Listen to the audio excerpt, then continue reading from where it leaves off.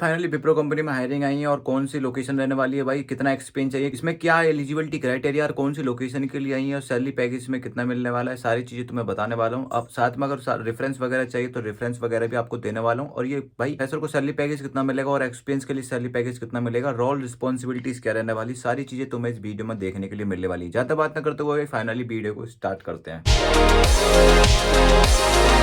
Hello दोस्तों, कैसे मेरे अच्छे होंगे, स्वस्थ होंगे, सब राम राम दिलता है। सो फाइनली तुम्हें बता दूं आज विप्रो कंपनी के बारे में बताने वाला हूं। आपने टाइटल और थंबनेल से तो समझ लिया होगा कि मैं विप्रो कंपनी के बारे में आपको समझाने वाला हूं। ठीक है, तो सबसे पहले हम बात कर लेते हैं वॉकिंग ड्राइव। वॉकिंग ड्राइव कब से कब तक चल रही है, तो देखो दो प्रोसेस में तुम्हें वॉकिंग ड्राइव के बारे में बताने वाला हूँ। पहला प्रोसेस जो रहने वाला है बैक ऑफिस के लिए रहने वाला है, तो पहले बैक ऑफिस के लिए बात कर लेते हैं। देखो जैसा कि मैंने भाई 2-3 दिन से भाई रिसेंटली कंटिन्यू वीडियो बना रहा हूँ मैं आपके लिए विप्रो कंपनी के ऊपर, क्योंकि उसमें बल्क हायरिंग चल रही है। बल्क हायरिंग क्यों चल रही है, जो अप्रेजल वगैरह जो होना था वो हो लिया। ठीक है, अब जो बैच बनने स्टार्ट हो रहे हैं कंटिन्यू धड़ाधड़ धड़ाधड़। ठीक है, एक्सेल में भी भाई हायरिंग स्टार्ट हो चुकी है, लेकिन अभी इक्का दुक्का हायरिंग चल रही है। अभी जैसे कि कल हायरिंग चली थी एक्सेल में फ्रेशर के लिए। ठीक है, तो आज भी हायरिंग चली फ्रेशर के लिए 27 मार्च को। तो भाई अब बात करें भाई जो विप्रो कंपनी में जो हायरिंग चल रही है ये कब से कब तक चल रही है, तो देखो बैक ऑफिस के लिए हायरिंग अभी चल रही है, आप जा सकते हो। ठीक है, यानी कि भाई कल सैटरडे है तो कल तो मत जाना, मंडे को आप जा सकते हो। ठीक है, वॉकिंग ड्राइव बैक ऑफिस के लिए भी चल रही है। बात करें भाई जो आज जो एक और प्रोसेस के लिए चल रही है, देखो 1 अप्रैल को चलने वाली है। ठीक है, तो 1 अप्रैल से भाई वॉकिंग ड्राइव चलने वाली है। और भाई टाइमिंग की हम बात करें, टाइमिंग कितने बजे से कितने बजे तक रहने वाला है, तो टाइमिंग से आप भाई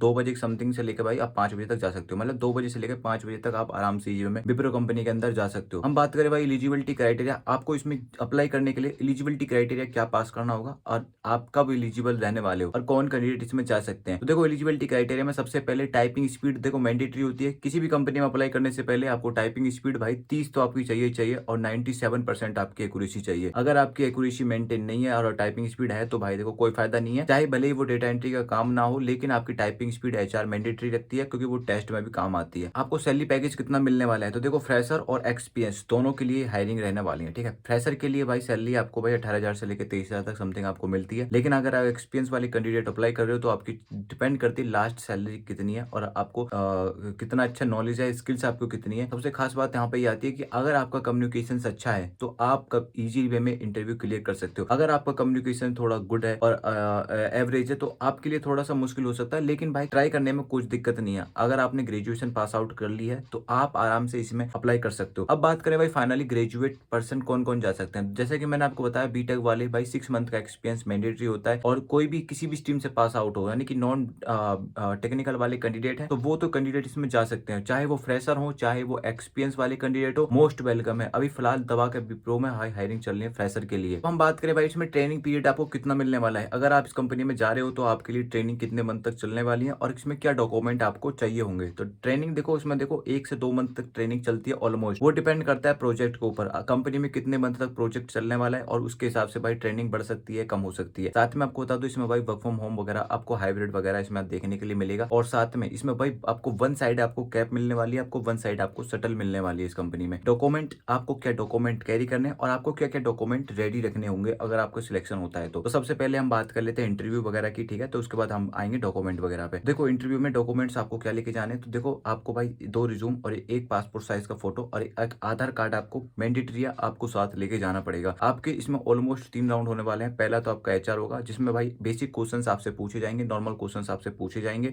विप्रो कंपनी के बारे में आप क्या जानते हो, आप इस कंपनी को क्यों अप्लाई करना चाहते हो, आज कंपनी में क्यों ज्वाइन करना चाहते हो, और आपका डेली रूटीन आपसे पूछा जा सकता है। ठीक है, और आपका कम्युनिकेशन वगैरह आपको चेक किया जा सकता है, या फिर आपको कोई रैंडम टॉपिक आपको पकड़ा दिया जा सकता है। साथ में आपको फिर बोल देंगे बैठ जाइए, आपका सेकंड राउंड होगा। सेकंड राउंड में आपसे क्वेश्चंस होंगे, क्वेश्चंस कुछ नहीं, आपका रिटर्न टेस्ट हो सकता है या फिर आपको टाइपिंग टेस्ट वो करा सकते हैं। ऑलमोस्ट आपके भाई 20 नंबर का क्वेश्चंस वगैरह आते हैं, उसमें आपको टेस्ट वगैरह कराने वाले हैं। थर्ड होगा भाई आपका मैनेजर राउंड, और मैनेजर राउंड सबसे इंपॉर्टेंट होता है जिसमें भाई आपको हड़बड़ाहट नहीं करनी है और आपको सब चीजों के लिए एग्री होना है। आपको सैलरी पैकेज वगैरह आपको ये मिलेगा, नाइट शिफ्ट है आपको ये एग्री है, तो सारी चीजें आपको वर्क फ्रॉम ऑफिस कराई जाएगा, लेकिन हालांकि आपको वर्क फ्रॉम होम या हाइब्रिड आपको देखने के लिए मिल जाता है, लेकिन आपको उस टाइम पे एग्री होना है। नहीं तो अन्यथा अगर आप बोलोगे कि भाई एचआर से या फिर मैनेजर से कि हमको वर्क फ्रॉम होम चाहिए, तो आपको भाई सिंपल सा रिजेक्ट मार देंगे, कोई फायदा नहीं है जाने का। ठीक है, सारी मेहनत पानी में चली जाएगी। तो इसलिए जो भी इंटरव्यू में क्वेश्चन वगैरह आपसे पूछे जाए तो सबको यस यस एग्री हो जाना है हर चीज में। अब हम बात कर लेते हैं इसमें डॉक्यूमेंट्स सेलेक्ट होने के बाद आपको डॉक्यूमेंट इसमें क्या क्या रखने होंगे, पहले से तैयारी करके रखें। सबसे पहले देखो एक आता है आपका अकाउंट। अकाउंट ऑलमोस्ट कंपनी की तरफ से खुलता है। ठीक है, अगर नहीं भी खुलता है तो आपकी सैलरी जो अकाउंट में होगी वो वहाँ पे दे दी जाएगा। जब आपकी भाई टीवाई डीवाई की टीम जब वहाँ पे पहुंचती है ना, जब आपका डॉक्यूमेंट वेरिफिकेशन होता है, तो उसी टाइम पे आपको भाई अकाउंट भी खुलवाते हैं, कंपनी की तरफ खुद खुलवाती है, जो सैलरी अकाउंट आपका खुद होता है। अगर आपका सैलरी अकाउंट ऑलरेडी बना हुआ है, एक्सपीरियंस वाले कैंडिडेट हो, तो आपको नीडेड नहीं है कि आपको अकाउंट खुलवाया जाए, तो आपको उसी अकाउंट में आपको सैलरी वगैरह वो ट्रांसफर कर सकते हैं। और आपको डॉक्यूमेंट्स में आपकी ग्रेजुएशन की ऑल सेमेस्टर की मार्कशीट ओरिजिनल होनी चाहिए भाई। कोई भी फोन का ड्राफ्ट वगैरह नहीं चलने वाला, आपकी कॉपी है पहले से ओरिजिनल को, तो वो नहीं चलने वाली। आपकी भाई ओरिजिनल कॉपी वो चाहे मांगेंगे, वहां पे आपको सबमिट करनी पड़ेगी। सबमिट नहीं, आपको वहां पे मतलब अपलोड करनी होगी पोर्टल पे, फोटो खींच खींच के। और साथ में जो टीम होती है उनको वो मार्कशीट देनी पड़ेगी, वो चेक करेंगे कि ये ओरिजिनल है या फिर लोकल है। आपकी भाई आधार कार्ड, पैन कार्ड वगैरह, आपके सारे डॉक्यूमेंट्स आपके कंप्लीट रेडी होनी चाहिए। अगर आप पिछली कंपनी में वर्क कर चुके हो तो आपका पीएफ में कोई भी प्रॉब्लम नहीं होनी चाहिए, ये बात याद रखना। अगर आपकी पीएफ में प्रॉब्लम्स वगैरह है, आप कैसे बहुत से बंदे क्या करते हैं, ज्वाइन हो जाते हैं कंपनी में। अब ज्वाइन होने के बाद क्या करते हैं कि वो 1-2 मंथ भाई छोड़ देते हैं, इसमें उनका पीएफ में भाई वो डिडक्शन का एरर वगैरह डाल देते हैं। तो जो पहले अगर आपका दिक्कत है ये चीजें, तो आप पुरानी कंपनी में जाके वो पहले वो सॉल्व कराइए,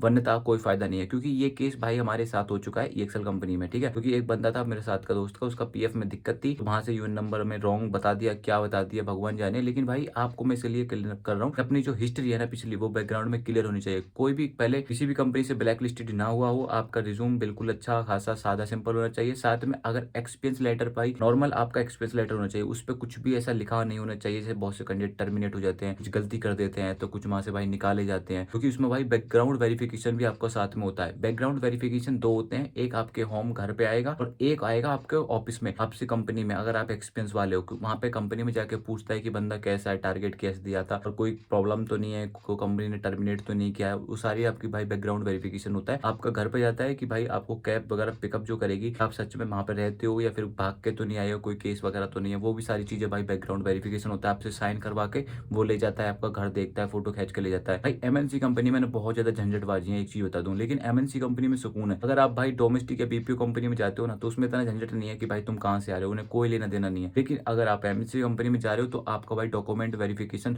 बहुत ज्यादा जरूरी हो जाता है, कंपनी के लिए भी और आपके लिए भी। अब हम बात कर लेते हैं भाई आपका जो इंटरव्यू होगा वो किस तरीके से होगा, ये कौन सा प्रोसेस रहने वाला है, रोल कौन सा रहने वाला है। देखो ये सारी चीजें मैंने आपके लिए बताई, क्योंकि ये बहुत ज्यादा काम की थी आपकी। तो आपको बता दो इसमें देखो प्रोसेस जो रहने वाला है, देखो सारी चीजें कंप्लीट विप्रो कंपनी में भाई ऑलमोस्ट बनी रहती है स्क्रिप्ट। अगर किसी का कम्युनिकेशन अच्छा है ना, मैं समझता हूँ उसको कोई दिक्कत नहीं आने वाली, क्योंकि कम्युनिकेशन ही सारा चीजें मेन रहती है। अगर आपका कम्युनिकेशन अच्छा है तो कोई भी प्रॉब्लम कहीं भी रहने वाली नहीं है। स्क्रिप्ट को पढ़ पढ़ के बोलना होता है। तो आपको बता दूं ये रोल जो रहने वाला है, ये इंटरनेशनल वॉइस प्रोसेस के लिए रहने वाला है और एक बैक ऑफिस के लिए रहने वाला है। तो दोनों हायरिंग चलने वाली है, बैक ऑफिस के लिए भी है और वॉइस प्रोसेस के लिए भी है। वॉइस प्रोसेस में सैलरी बहुत अच्छी मिलती है, फ्रेशर को सैलरी भाई 25-26 हजार से स्टार्ट होती है, वो भी फ्रेशर के लिए वॉइस प्रोसेस में। बैक ऑफिस में भाई 18 हजार से स्टार्ट होती है। देख लो कितना डिफरेंस है, यानी कि भाई बहुत ज्यादा डिफरेंस है, 8-10 हजार का डिफरेंस आ रहा है। तो आप अपने हिसाब से चूज कर सकते हो मेरे अंदर कितनी क्वालिटीज है और मुझे को जाना कहाँ पे है, ये सारी चीजें। भाई देखो टारगेट तो आपको बैक ऑफिस में भी मांगा जाता है और वॉइस प्रोसेस में आपसे टारगेट मांगा जाता है। किसी भी कंपनी में चले जाओ, आपको टारगेट तो करना पड़ेगा, और टारगेट कंपनी मांगती है, उसी के